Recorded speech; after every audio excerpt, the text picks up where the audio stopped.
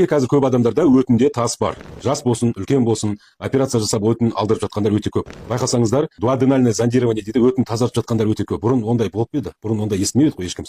Неге қазір сондай көбейіп кетті? Себебі біз қазір май жеп жатқан жоқпыз. Өттегі жылч полностью шығып кету үшін біз май жеу керекпіз. Майды ыдырату үшін керек біздің жылч.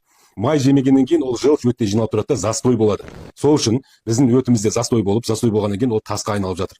Бұрын бізде ата-бабаларымыз құйрық май, майлы тамақ, сары май бәрі натуральный болған кезде ол өтіміз постоянно тұрақты түрде жұмыс істеп отырған. Қазір біз тек қана беш бармақ жеген кезде ғана, и то оны анда-санда жейміз аптасына бір рет. Сол кезде ғана жаңағы өтіміздегі жылчтың бәрі шығады да, и в основном көп уақыттарда біз фастфуд, жеңіл тамақтар қолданғаннан кейін ол майлар көп шықпайды да, застой болып тасқа айналады. Негізі жиры животного происхождения зиян емес екенін түсіну керекпіз. Одан адам семірмейді да, ол сосудтарға май жинамайды. Кішкентай кезімізде бізге аузымызға құйрық май беріп қоятын болған. Оның пайдасы өте көп.